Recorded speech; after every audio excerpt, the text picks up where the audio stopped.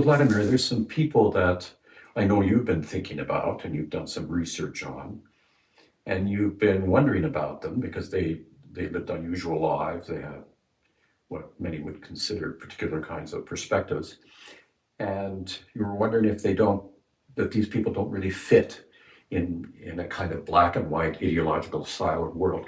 So one of them I know you did some work on is Dr. Barry. Yep. Tell us about Dr. Barry. Well, it's quite interesting.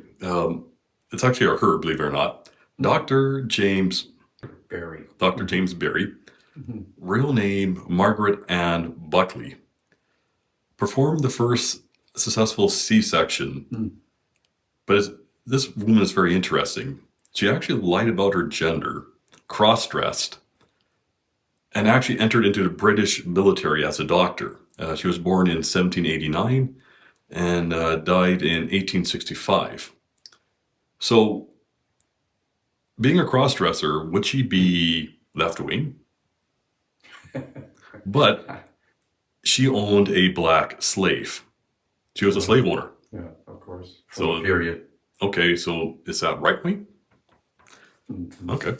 Yeah, you highlight something there, both with the gender shift Hmm. as well as the fact that she makes this advance Hmm. in medicine, but she also owns slaves. Yes.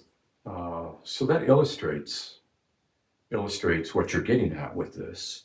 That in fact, sometimes we think of particular kinds of sensibilities or ways of being in the world as being right wing or left wing politically.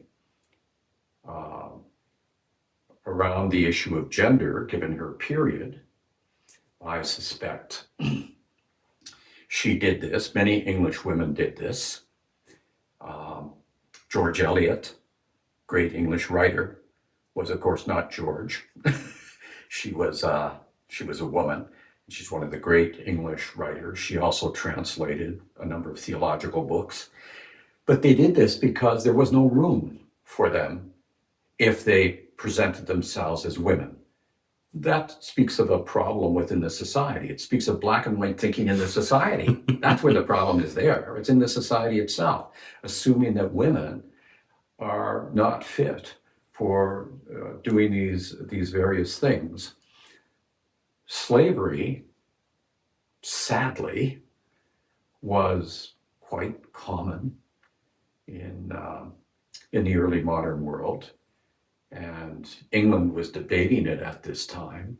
But if I recall the dates correctly, it's only a little later that England outlawed slavery, and that was done largely by evangelicals, early evangelicals, and other very serious Protestant thinkers who made arguments based on the scripture against slavery. And they argued against bishops in the Anglican Church who made arguments for slavery based on the Bible. So it illustrates what you've been getting at here, that when you dwell in one silo, or when you see people in one silo, you're missing a big piece of the puzzle. Yeah. Who else have you been thinking about? Cyrus the Great. He lived in 530 BC, and he was known to be a great monarch. And apparently,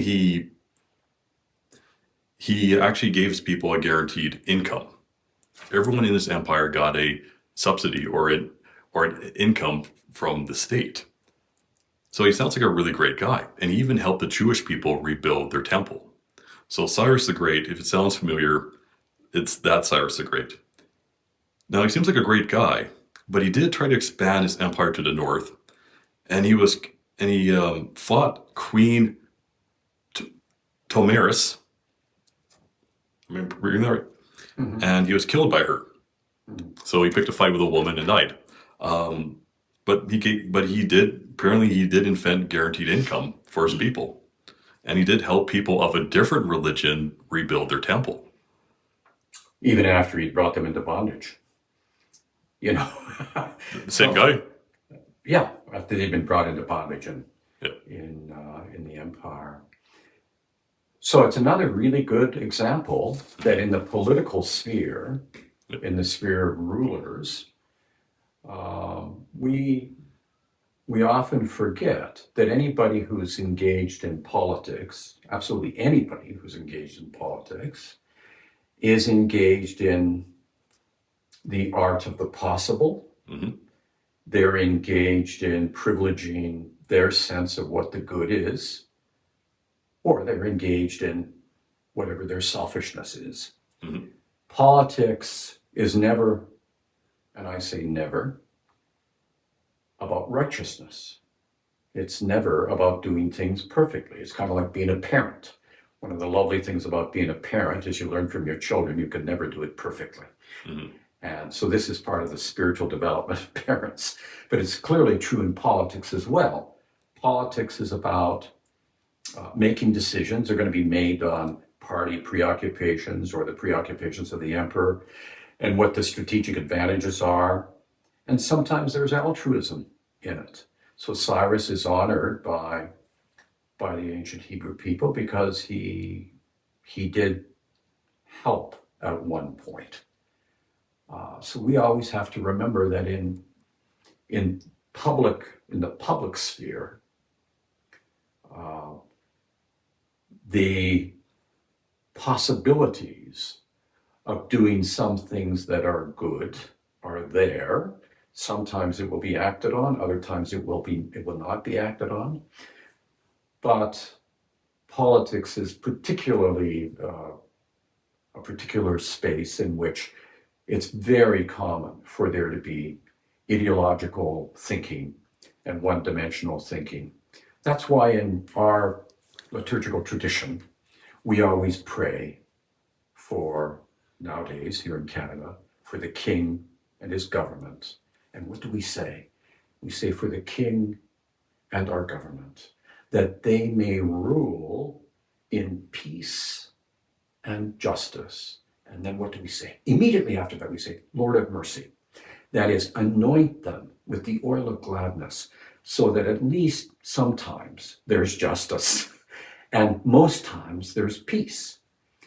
And that's about all you can expect from politics. Well said. Well said. Now, another form of black and white thinking I came across. Some people believe women are inherently more politically socialist, and men are by nature more capitalist. And I find that statement very baffling because, well, Karl Marx and Engels were men, but yet Ayn Rand is female. Yeah, right. So, I mean, where do people get this idea? I'm not really sure on that. I suppose they get it just based on thinking of women as maternal Hmm. and as having a heightened capacity to care for children Hmm. that they both give birth to, unlike you and me, Hmm. and they suckle, unlike you and me. Uh, there's an interesting insight in our religious tradition and in the biblical revelation as it's understood by it. And it's this: Adam had no mother. Jesus Christ had no father. And we think of the Holy Theotokos, the mother of Jesus Christ. We think of her and honor her because she said yes with her whole being to God's address, which was that you will bear a son and call his name Emmanuel, God with us.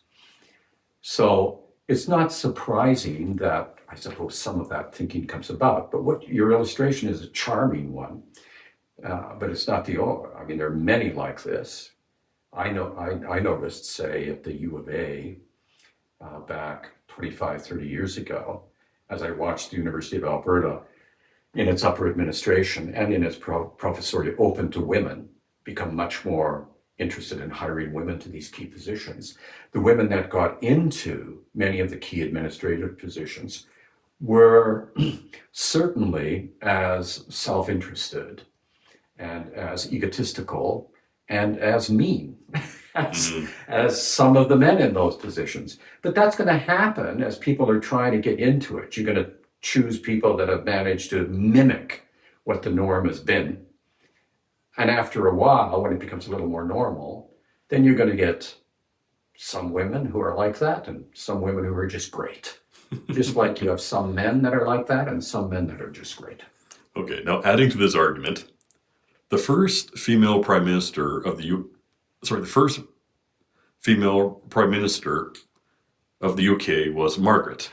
She was a conservative. Good old Margaret Thatcher. Okay. The first The female Iron Lady, she was called. Okay. And the first female prime minister of Canada was also a conservative. It's the only one. The only prime minister of Canada has been a woman. Yeah, Kim Campbell. Kim Campbell. Yep. Yeah. Yeah, I knew her. Oh, really? Yeah. What you like? She's tough. Okay. She was a tough woman, very, very capable, a lawyer, Mhm. and had a short and brief time as prime minister. Was, of course, in the cabinet for a period of time. Mhm. One of the things that was nice about her, in my experience, is that she had a capacity to cross party lines. Mhm. She and did that quite well. Mhm. Uh, but I wouldn't have identified her, as you teased this up earlier, as particularly maternal or particularly socialist. She was what I would call a kind of red Tory, Mhm. which is a conservative that cares about public institutions, unlike Margaret Thatcher, who was a conservative that tried to dismantle public institutions. Those are two quite different sensibilities, but both of them were identified as conservative. But in fact, you've highlighted the fact that these categories are porous. Mhm. If you look at them seriously, they're never sealed. They're porous. Yeah. Do you have somebody else? Oh, a few more. Now, here's another argument. Most people say if someone's pro-gun ownership, therefore they must be right wing. If you're anti-gun ownership, you must be left wing. But I looked up some quotes by Karl Marx, and apparently he said he was pro-gun ownership. Like, if you look at the early revolution movements, they were very much for the common person owning guns. Well, if you want to have a popular revolution, Mhm. you've obviously got to arm the people. So, I Yeah. mean, So I mean, there are deeper questions here. yeah. I mean, it's interesting. Like, you can't, if you really look at old history. I mean, what do we try to put left or right? It doesn't really apply if you go back, a couple of decades. Sure, it shifts, It and shifts. depending on the kind of cultural circumstance. Yeah. Most people would consider Switzerland Oh to be yeah. a quite liberal Yes. and sort of quasi-socialist country. But they're big in their guns. Everybody in Switzerland has to own a gun. Yes. That's the law. And that's because of a few historical reasons for Switzerland. Mhm. But it's also because a large part of Switzerland is rural. Hmm. And there was an understanding in the pre-modern period Mhm. that you had to be able to raise a popular army very quickly in case somebody was coming across the mountains to impose their will on you. Yes. The Swiss were actually famous in the Middle Ages. Like, they were the most sought after mercenaries, and they were famous for their pike formation. And when they overthrew their monarchy, they started their own republic. And I mean, what they had accomplished was quite amazing. Mhm. I mean, they were the most sought after mercenaries in Europe, and they still guard the Pope, Yeah. the Roman Catholic Pope. With very, very curious uniforms. Yep. Yep. Was there somebody else you had? Another example. There's another argument: men are inherently violent, women are not. Women are more likely to be pacifists, men are not. Well, the funny thing is, if you go back to World War One, there was a movement called the White Feathers, and what women would do,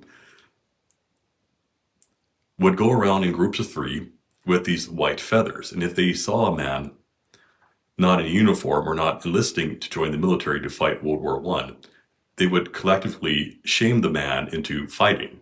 They would stuff him with white feathers and, use insults and whatnot. And they It's a would, chicken, yeah, the white feathers of the chicken. yeah.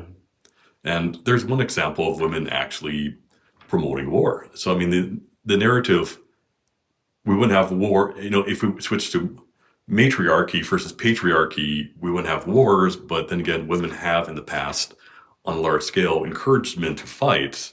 So that's just a history. That's something in history we need to look at, the white feather movement. Another famous scrapper in history, there was there was a famous woman fencer who was also a famous opera singer, Julie, born 1673 and died on 1707. She was a famous street brawler, scrapper, and fencer, and also opera singer, and she created quite a bit of havoc, but she was also very famous. And she was very fond of getting in street fights with men and actually singing opera songs where she would make these humiliating songs as she fought men. That's charming. And she had, many lovers, both male and female, and she lived a very, very eccentric life. And so again, I mean, this idea is like, how do you put Julie in right wing or left wing category? Yeah, I know another one of the areas where you and I have talked previously about this a little bit. Mhm. Within our tradition,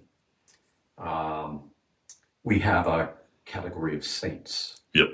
Dominant in Russia, but in other parts of the Mhm. Orthodox world, that are called holy fools. Yes, we talked about that. Yeah. And holy fools are a way within our tradition of reminding us that, the disciplines of the faith are good and are Mhm. important. Cultivating virtue is important and good to do. It isn't the same as the worship of God. So we have within our tradition this lovely group of saints Mhm. that are constantly breaking down the barriers and crossing over the barriers. So in that sense, you would think Orthodox Christians would never suffer from black and white thinking, but you and I both know lots of them do. Yes.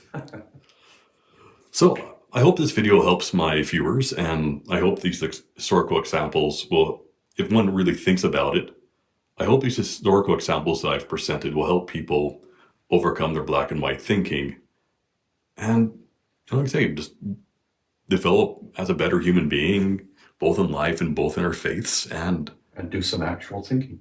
yeah. Thank you.